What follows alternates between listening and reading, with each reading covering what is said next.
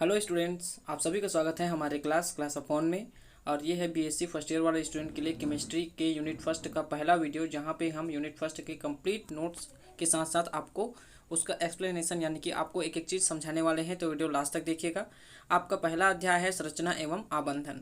ठीक है, तो यहाँ पे देखिए, सबसे पहले इस चैप्टर में है कक्षकों की आकृति।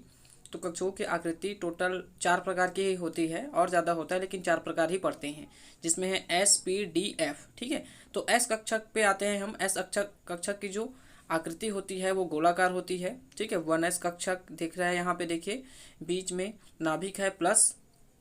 ठीक है, फिर 1s कक्षक, 2s कक्षक, और उन दोनों के बीच में जो खाली जगह है, ठीक है, जहाँ इलेक्ट्रॉन पाए जाने की संभावना शून्य होती है, वो उसको कहते हैं हम नोड। ठीक है, या नोडल तल। फिर उसके बाद है पी कक्षक, यह डबलाकार यानी कि डम्बलाकार का होता है। ठीक है, इसमें 3 होते हैं, पी एक्स, पी वाई और पी जेड, यानी कि अलग अलग जिन जिन अक्षों पे ये होते हैं, ठीक है ना, उन्हीं को ही हम लोग पी एक्स कक्षक, पी वाई कक्षक और पी जेड कक्षक कहते हैं। जैसे कि यहाँ पे दिख रहा है कि पी एक्स कक्षक है, फिर यहाँ पे देखिए पी वाई कक्षक इस प्रकार है, फिर पी जेड कक्षक है जेड अक्ष के अनुदिश। ठीक है ना, फिर है डी, यह डबल डम्बलाकार का होता है। ठीक है, इसमें total d x y, d y z, d z x, इसको निरक्षीय कक्षक बोलते हैं। फिर d x square minus y square और डी जेड स्क्वायर, इसको अक्षीय कक्षक बोलते हैं। ठीक है, तो इस तरीके से इसकी आकृति है। देखिए डी एक्स वाई समतल पर, फिर डी वाई जेड समतल पर, और फिर डी एक्स जेड समतल पर। ठीक है, इसी तरीके से ये बनता है ना। अब उसके बाद है d x square minus y square, इस तरीके से बनेगा, और डी जेड स्क्वायर यहाँ पे दिया हुआ है। फिर आते हैं कार्बन की चतुस्संयोजकता, यानी कि कार्बन की संयोजकता हमेशा 4 होती है, यानी कि ये क्या करता है कि हमेशा 4 बंध का ही निर्माण करता है कार्बन। तो जान लेते हैं आज। तो कार्बन की परमाणु क्रमांक होता है 6, इसको लिखते हैं हम लोग 1s2, 2s2, 2p6, ये इसका इलेक्ट्रॉनिक विन्यास है। तो 2s2, 2p2 ये लेके चलेंगे हम, 1s2 को छोड़ देंगे। सामान्य अवस्था में हम इसके इलेक्ट्रॉनों को इस तरीके से प्रदर्शित करेंगे। देखिए एस में 2 इलेक्ट्रॉन और पी पे 2 इलेक्ट्रॉन। ठीक है ना, एक एक भरा हुआ है, यानी कि अपूर्ण है। फिर उत्तेजित अवस्था में एस कक्षक का 1 इलेक्ट्रॉन पी पे चले जाता है, और ये अर्धपूर्ण यानी कि थोड़ा स्थायी हो जाता है। और इस तरीके से ये 4 हाइड्रोजन को अपने में एक एक इलेक्ट्रॉन को जोड़ेगा, तो ये पूर्ण कक्षक बन जाएगा। ठीक है, पूर्ण पूरित कक्षक बोलते हैं इसको। तो कक्षकों की संयोजकता इस प्रकार 4 हो जाती है। फिर आते हैं संकरण। जानते हैं संकरण क्या है, ये सब आपके बीएससी के एग्जाम में पूछे जाने वाले हैं, तो ध्यान से देखिएगा वीडियो लास्ट तक। तो यहाँ पे देखिए संकरण, लगभग समान ऊर्जा वाले परमाणु कक्षक अपनी ऊर्जाओं का पुनर्वितरण कर समान परिमाण में समान ऊर्जा वाले नए कक्षक बनाता है। ये कक्षक संकरित कक्षक कहलाता है तथा यह घटना संकरण कहलाता है। तो आइए जान लेते हैं संकरण में क्या क्या प्रकार है, क्या उनका बंध कौन होता है, कौन सी इसकी ज्यामिति बनती है। तो देखिए एसपी संकरण में एक एस कक्षक और एक पी कक्षक आपस में अतिव्यापित होकर अपने ही समान ऊर्जा वाले नए परमाणु कक्षक का निर्माण करती है। इस कक्षक को क्या बोलते हैं, एसपी कक्षक कहते हैं। संकरण एसपी संकरण कहलाता है। तो सरल रेखीय होता है इसका, देखिए इस तरीके से 180 अंश का कोण बनाता है। sp2 में क्या होता है, एक एस कक्षक और 2 पी कक्षक बनाता है ना। sp2 संकरण इसका त्रिकोणीय होता है, प्रत्येक कोण 120 अंश होता है।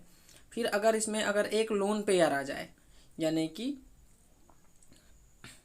अगर एक लोन पेयर हो, यहाँ पे इस तरीके देखिए प्रदर्शित है, तो आकृति ऐसे हो जाएगी, त्रिकोणीय ही रहेगा।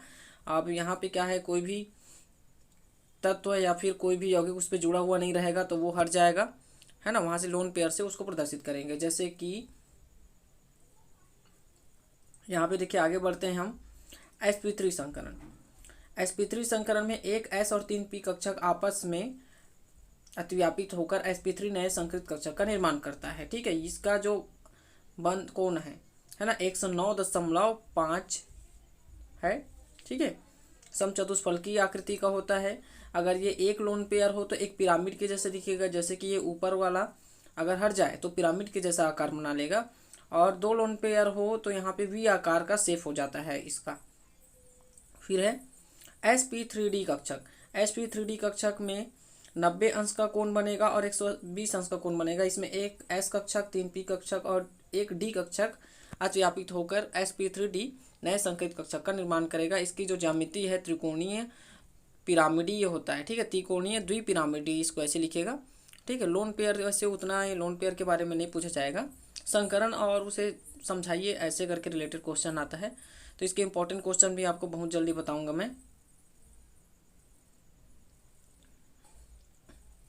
तो लोन पेयर, अगर एक लोन पेयर हो तो ठीक है, झूला के आकार का 2 लोन पेयर हो तो टी शेप हो जाता है ये, 3 लोन पेयर हो तो सरल रेखीय आकृति का हो जाता है।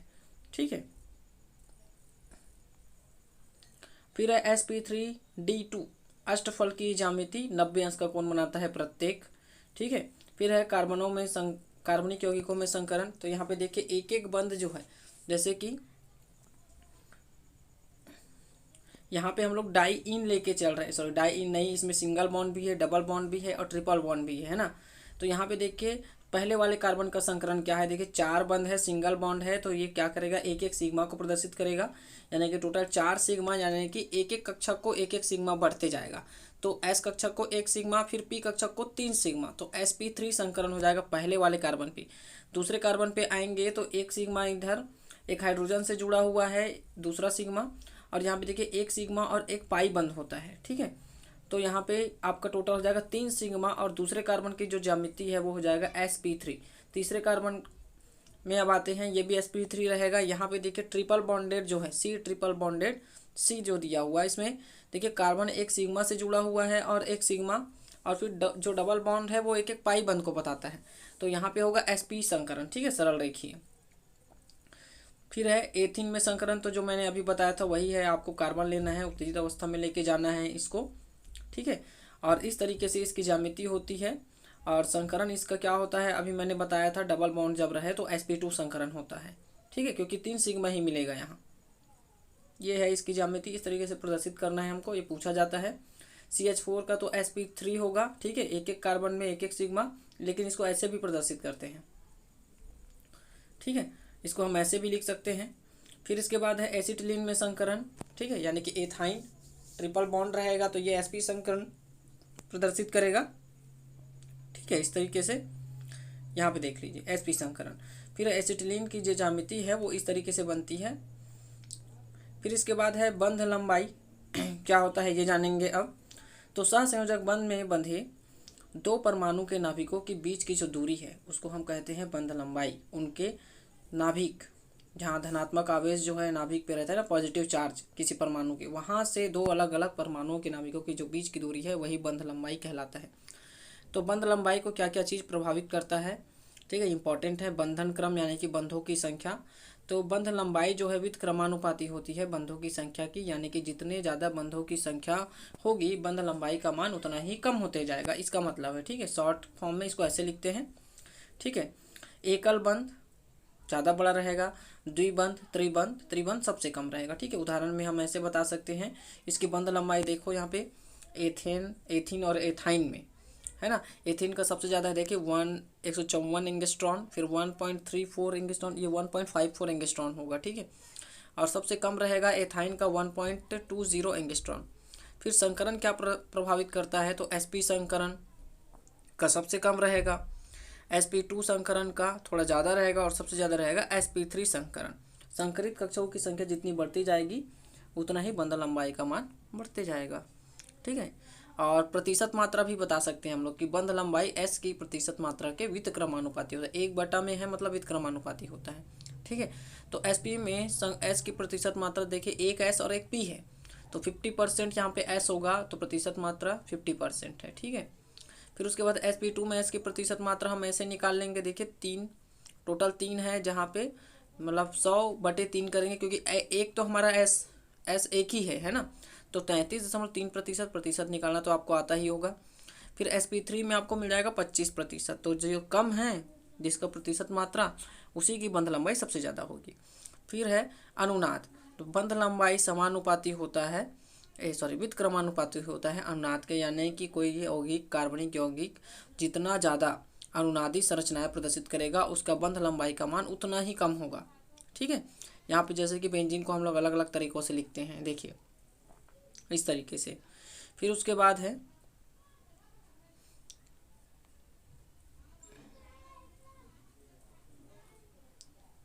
अगला रहेगा हमारा विद्युत ऋणता। ठीक है, बंध लंबाई वित्त क्रमानुपाती होता है विद्युत ऋणता में अंतर के। इसके बाद है संयोजकता बंध सिद्धांत। ठीक है, इस सिद्धांत के प्रमुख अभिग्रहित निम्नलिखित हैं। परमाणुओं के मध्य संयोजकता बंध निर्माण कक्षकों के आंशिक अतिव्यापन से ही होता है। अतिव्यापन में भाग लेने वाले कक्षक अर्धपूरित होने चाहिए, तभी संयोजकता बंध का निर्माण होगा। फिर इसके बाद है अतिव्यापन में भाग लेने वाले कक्षकों में इलेक्ट्रॉन विपरीत चक्रण में होने चाहिए। बंध की प्रबलता अतिव्यापन की सीमा पर निर्मित होती है। ये 4 मुख्य पॉइंट हैं, ठीक है, जिनको आपको याद रखना है। अतिव्यापन के प्रकार में SS अतिव्यापन पता ही होगा, है ना, 1s अतिव्यापित होकर सिग्मा बंध, ठीक है, बनाता है। SP अतिव्यापन में एक S कक्षक P कक्षक आपस में अतिव्यापित होकर सिग्मा बंध बनाता है। फिर PP अतिव्यापन में 2 प्रकार के होंगे ना, समाक्ष और पार्श्व अतिव्यापन। तो समाक्ष में बनता है सिग्मा बंध और पार्श्व में बनता है पाई बंध, ठीक है, PP पार्श्व अतिव्यापन। फिर उसके बाद देखिए सिग्मा बंध पाई बंध से प्रबल होता है, क्यों? बंध की प्रबलता अतिव्यापन के सीमा पर निर्भर करता है। ये मोस्ट इंपॉर्टेंट क्वेश्चन है, ठीक है, आपके एनुअल एग्जाम में पूछे जाने के लायक है। ये क्वेश्चन पूछा भी गया है कई बार। तो देखिए अतिव्यापन की प्रबलता अतिव्यापन की सीमा पर निर्भर करती है। अतिव्यापन जितना अधिक होगा बनने वाला बंध उतना ही प्रबल होगा। तो यहाँ पर सिग्मा बंध जो है SS, SP और PP समाक्ष 3 प्रकार से बनता है, जबकि पाई बंध का निर्माण केवल PP पार्श्व अतिव्यापन से होता है, जिसमें कक्षकों का अतिव्यापन अच्छे से नहीं हो पाता है। परिणाम स्वरूप पाई बंध दुर्बल होता है, ठीक है। इलेक्ट्रॉनिक विस्थापन, इलेक्ट्रॉनिक विस्थापन में यहाँ पे देखिए किस तरीके से इलेक्ट्रॉनिक विस्थापन होता है। इलेक्ट्रॉन का विस्थापन होना, ठीक है, बंध जब टूटने लगता है उस समय। तो इसके बारे में थोड़ा डिटेल में जानेंगे हम। तो 2 प्रकार के होगा, स्थायी और अस्थायी। तो स्थायी में टोटल 4 प्रकार है, प्रेरणिक प्रभाव, मेसोमेरिक प्रभाव, अनुनाद और अतिसंयुग्मन। और अस्थायी में है इंडक्टोमेरिक प्रभाव और इलेक्ट्रोमेरिक प्रभाव, ठीक है। ये चैप्टर बहुत बड़ा है, ठीक है। तो अस्थायी प्रभाव से चालू करते हैं, इंडक्टोमेरिक प्रभाव। तो अभिकर्मक की उपस्थिति में कोई भी यौगिक से सिग्मा बंध के इलेक्ट्रॉनों का विस्थापन, या कार्बनिक यौगिक से, है ना, ज़्यादा अच्छा रहेगा, कार्बनिक यौगिक से सिग्मा बंध के इलेक्ट्रॉनों का विस्थापन क्या कहलाता है? इंडक्टोमेरिक प्रभाव कहलाता है। जैसे कि यहाँ पे दिख रहा है, देखिए, ठीक है, सिग्मा बंध के इलेक्ट्रॉनों का विस्थापन हो रहा है, कार्बन इलेक्ट्रॉनों को अपनी ओर खींच रहा है, माइनस चार्ज आ रहा है, अलग से OH माइनस है और यहाँ का H+H2O बना लेगा, लेकिन हमको अभी बस प्रदर्शित करना है, ठीक है। फिर इलेक्ट्रोमेरिक प्रभाव में अभिकर्मक की उपस्थिति में पाई बंध के इलेक्ट्रॉनों का जब विस्थापन होता है उसको बोलते हैं इलेक्ट्रोमेरिक प्रभाव। जैसे कि यहाँ पे डबल बॉन्ड रहेगा, है ना, C डबल बॉन्डेड C। तो यहाँ पे देखिए डबल बंध पाई बंध से जो इलेक्ट्रॉन है वो कार्बन अपनी ओर खींच लेगा, ठीक है। तो इस तरीके से जो होता है वो कहलाता है इलेक्ट्रोमेरिक प्रभाव। फिर स्थायी में है आपका प्रेरणिक प्रभाव, बहुत ही इंपॉर्टेंट टॉपिक है ये। ध्रुवीय सहसंयोजक बंध की उपस्थिति में कार्बन श्रृंखला में सिग्मा बंध के इलेक्ट्रॉनों का विस्थापन प्रेरणिक प्रभाव कहलाता है, ठीक है। ये 2 प्रकार का होता है, प्लस आई प्रभाव, माइनस आई प्रभाव, ठीक है। तो यहाँ पे देखिए लंबी कार्बन श्रृंखला है और उसमें Cl- जुड़ा हुआ है, Cl- जिसका विद्युत ऋणात्मकता बहुत ज़्यादा होता है। तो ये क्या करता है, इलेक्ट्रॉनों को खींचेगा तो डेल्टा प्लस चार्ज आ जाएगा। और धीरे धीरे यहाँ पे देखिए कार्बन की संख्या जैसे जैसे बढ़ती जाएगी, यहाँ पे देखिए double delta plus, triple delta plus, ठीक है। तो यहाँ पे देखिए इलेक्ट्रॉन जो ऋणात्मक जो यौगिक है या पदार्थ जो खींच रहा है उसको, है ना, जैसे कि Cl- इलेक्ट्रॉनों को अपनी ओर खींच रहा है तो ये माइनस आई प्रभाव प्रदर्शित करता है। वैसे ही ये जो कार्बन है, कार्बन की संख्या प्रदर्शित करता है प्लस आई प्रभाव, ठीक है। तो प्लस आई प्रभाव का प्रबलता का क्रम कार्बन की श्रृंखला जितना ज़्यादा होगा, ठीक है, ये पूछा जाता है। माइनस आई प्रबलता का क्रम जितना ही उस पर ऋणात्मक विद्युत ऋणात्मक वाला यौगिक रहे, जैसे कि क्लोरीन, जितना ज़्यादा क्लोरीन जुड़ा रहेगा उतना ही ज़्यादा वो माइनस आई प्रभाव प्रदर्शित करेगा, ठीक है। अम्लीयता भी निर्भर करता है इसी में। अम्लीयता समानुपाती होता है माइनस आई प्रभाव के, यानी किसी भी यौगिक का माइनस आई प्रभाव जितना ज़्यादा बढ़ेगा, जितना ज़्यादा रहेगा, ठीक है, उसकी अम्लीयता उतनी ही ज़्यादा रहेगी। और उल्टा होता है, उसका व्युत्क्रमानुपाती होता है प्लस आई प्रभाव के। जैसे कि यहाँ पे देखिए उदाहरण में दिया गया है HCOOH और CH3C डबल बॉन्डेड OH, ठीक है। ये है आपका फॉर्मिक अम्ल और ये है क्या, एसिटिक अम्ल। तो फॉर्मिक अम्ल का ज़्यादा रहेगा क्योंकि इसमें कार्बन श्रृंखला कम है, ठीक है, अम्लीयता में। यहाँ पे जैसे कि इन दोनों में अगर मैं तुलना करूँ तो यहाँ पे देखिए एसिटिक अम्ल का ज़्यादा रहेगा, ठीक है, प्रोपेनोइक अम्ल से। फिर उसके बाद है एमिनो में क्षारीयता। तो क्षारीयता में NH2 जितना ज़्यादा रहेगा, ठीक है। क्षारीयता समानुपाती होता है प्लस आई प्रभाव की, व्युत्क्रमानुपाती होता है माइनस आई प्रभाव की, जैसे कि NH3 और NH2। तो यहाँ पे देखिए कार्बन श्रृंखला जितना ज़्यादा बढ़ेगा प्लस आई प्रभाव का मान बढ़ते जाएगा। तो इससे क्या होते जाएगा, देखिए यहाँ पे ऐसे परिमाण नाम हमको परिणाम दिए हुए हैं, ठीक है ना, ये एग्जाम्पल है, बहुत इंपॉर्टेंट है, याद रखिएगा। मेसोमेरिक प्रभाव, ध्रुवीय सहसंयोजक बंध की उपस्थिति में पाई बंध के इलेक्ट्रॉनों का विस्थापन मेसोमेरिक प्रभाव है। ध्रुवीय मतलब क्या, एक माइनस और पॉजिटिव चार्ज वाला एक बंध रहना चाहिए। जैसे कि देखिए RCH डबल बॉन्डेड O, ठीक है ना, यहाँ ये एल्डिहाइड है, ठीक है। तो ऑक्सीजन का विद्युत ऋणात्मकता ज़्यादा होता है, ये बंध के इलेक्ट्रॉनों को अपनी ओर खींच लेता है, तो ऑक्सीजन में माइनस और कार्बन पे आ जाता है प्लस चार्ज, ठीक है। तो ये है आपका मेसोमेरिक प्रभाव। ये भी दो प्रकार के होगा, प्लस M और माइनस M। तो पाई बंध के इलेक्ट्रॉन का विस्थापन क्रियात्मक समूह से दूर, जैसे क्रियात्मक समूह यहाँ पे क्या है, डबल बॉन्डेड O है, तो उससे अगर दूर हो पाई बंध के इलेक्ट्रॉनों का विस्थापन तो प्लस M कहलाएगा, ठीक है। जैसे कि यहाँ पे देखिए CH2 double bonded CHO CH3, तो यहाँ पे देखिए क्रियात्मक समूह से दूर हो रहा है, OCH3 यानी कि जो O है वो ईथर का समूह है ना, तो उससे ये दूर हो रहा है तो प्लस M प्रभाव, ठीक है। और अभी जो मैंने ये बताया क्रियात्मक समूह की ओर या क्रियात्मक समूह में, तो ये जो है आपका कहलाएगा, ये जो एग्जाम्पल मैंने मेसोमेरिक का बताया था, ये आपका माइनस I प्रभाव है, क्रियात्मक समूह की ओर पाई बंध के इलेक्ट्रॉनों का विस्थापन। फिर उसके बाद अनुनाद, जब किसी अणु की समस्त गुणों की व्याख्या एक ही संरचना से ना हो पाए, तो उस अणु के लिए एक से अधिक संरचना सूत्र निर्माण किया जाता है या प्रतिपादित किया जाता है। ये सूत्र अनुनादी सूत्र तथा ये जो घटना है अनुनाद कहलाती है। जैसे कि हम बेंजीन को ही अलग अलग तरीकों से लिखते हैं, देखिए मैंने अलग अलग बहुत सारे तरीकों से इसको लिखा है ना। तो यहाँ से हम इसके समस्त गुणों की व्याख्या कर सकते हैं, ठीक है। बेंजीन मोस्ट इंपॉर्टेंट रहता है यहाँ पे। फिर अतिसंयुग्मन, बिना बंध के अनुनाद को अतिसंयुग्मन कहते हैं, या सिग्मा बंध या पाई बंध में अतिसंयुग्मन, सिग्मा बंध या पाई बंध में संयुग्मन जो ही है वही अतिसंयुग्मन कहलाता है। जैसे कि देखिए हमारे पास है CH3 यानी CH3 प्लस यानी कि C2H5 प्लस। तो यहाँ पे देखिए क्या होगा, हाइड्रोजन जो है, ये जो कार्बन है, कार्बन हाइड्रोजन के बीच जो बंध बना हुआ है, तो कार्बन इलेक्ट्रॉनों को अपनी ओर खींच लेगा और H प्लस दे देगा, H प्लस बाहर हो जाएगा और माइनस और प्लस दोनों क्या करेगा, डबल बॉन्ड बना लेगा, ठीक है। तो इस तरीके से अतिसंयुग्मन को समझेंगे। फिर है एरोमेटिसिटी, यानी कि यौगिक एरोमेटिक है तो वो क्या क्या गुण उसमें होते हैं। तो पहला चीज़ वो चक्रीय होना चाहिए, जैसे कि बेंजीन, समतलीय होना चाहिए, फिर एकांतर एकल या फिर द्विबंध होना चाहिए, फिर यह ह्यूकल के नियम का पालन करना चाहिए। ह्यूकल का नियम क्या है, तो यहाँ पे जानिए, इसे 4n+2 का नियम कहते हैं। इस नियम के अनुसार ये सभी समतलीय चक्रीय यौगिक एरोमेटिक गुण प्रदर्शित करते हैं जिनके चक्र में 4n+2 या 4m+2 पाई इलेक्ट्रॉन होते हैं, आप लिख सकते हो, ठीक है, जिनमें n एक इंटीजर होता है जिसका मान 0, 1, 2, 3 आदि हो सकता है, ठीक है। 4n+2 pi electron. तो यहाँ पे देखिए बेंजीन में मैं लिखूँ तो जो डबल डबल बॉन्ड है वहाँ पे 2 इलेक्ट्रॉन रहेगा, 6 पाई, तो 4 गुना 1, यहाँ पे क्या होगा, n बराबर 1 रहेगा, 4n+2 पाई इलेक्ट्रॉन यहाँ उपस्थित है, ठीक है। तो ये एरोमेटिक गुण प्रदर्शित करता है। फिर है हाइड्रोजन बंध, क्या है, ये मोस्ट इंपॉर्टेंट क्वेश्चन है। अंतःअणुक अंतराणुक हाइड्रोजन बंध यहाँ पूछा जाता है। तो कुछ अणुओं में हाइड्रोजन परमाणु किसी प्रबल ऋण विद्युतीय तत्व के परमाणु जैसे कि ONF आदि में सहसंयोजक बंध द्वारा संलग्न होता है, तब इस पर तनिक धन आवेश उत्पन्न हो जाता है, अर्थात यह दूसरे परमाणु की अपेक्षा धनात्मक आवेश वाला हो जाता है।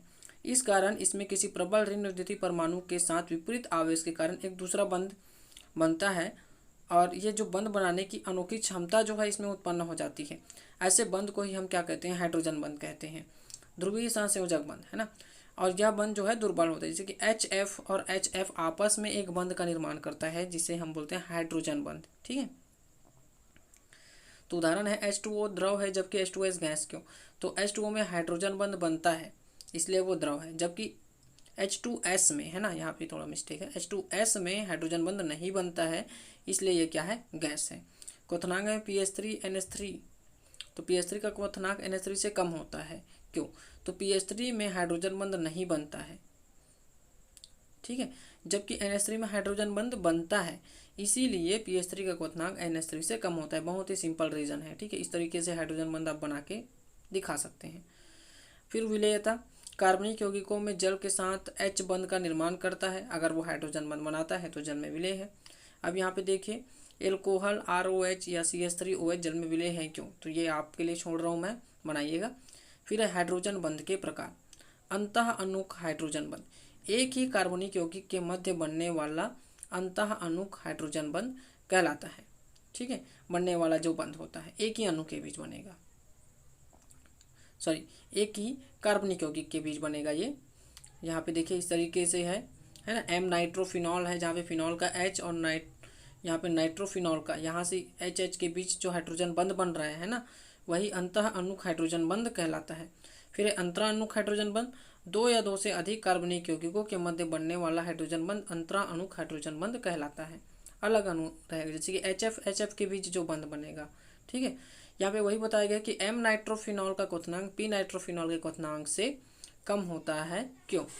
तो M नाइट्रोफिनॉल अंतः अणुक हाइड्रोजन बनाता है, यानी कि एक ही कार्बनिक यौगिक के अंतर्गत बनता है, जबकि P नाइट्रोफिनॉल अंतरा अणुक हाइड्रोजन बनाता है। इसी कारण M नाइट्रोफिनॉल का क्वथनांक P से क्या होता है, कम होता है, ठीक है। ये देखिए दिखाया गया है। फिर इसके बाद है M नाइट्रोफिनॉल का क्वथनांक P से कम क्यों होता है, तो इसी का आंसर हमने बता दिया है, थोड़ा सा वो डबल हो गया है। फिर है त्रिविम विन्यासी, यानी कि स्टेरिक इफेक्ट बोलते हैं इसी को, स्टेरिक प्रभाव। तो जब कोई क्रियात्मक समूह बड़े आकार के परमाणु से घिरा रहता है, तब ये समूह क्रियात्मक समूह पर रक्षीय प्रभाव डालता है, अर्थात अभिकारक अणुओं के अभिक्रिया केंद्र पर पहुंचने में ये क्या करता है, यांत्रिक बाधा उत्पन्न करता है। इसी को बोलते हैं त्रिविम विन्यासी प्रभाव। तो साइनोबेंजीन का जल अपघटन हो जाता है, किंतु पेंटामेथिल साइनोबेंजीन का जल अपघटन नहीं होता है। देखिए इस तरीके से, है ना। और इसी के साथ ये चैप्टर पूरा कंप्लीट होता है। आई होप वीडियो आपको अच्छा लगे। इसका एक चैप्टर और है जिसको मैं नेक्स्ट वीडियो में अपलोड कर दूंगा। यहाँ से क्या क्या मोस्ट इंपॉर्टेंट क्वेश्चन पूछे जाएंगे वो भी बता दूंगा। तो वीडियो अगर अच्छा लगे तो चैनल को सब्सक्राइब कीजिए, वीडियो को लाइक करके शेयर कीजिए और हमारे साथ ऐसे ही जुड़े रहिए। मैं मिलता हूँ नेक्स्ट चैप्टर में, तब तक के लिए धन्यवाद।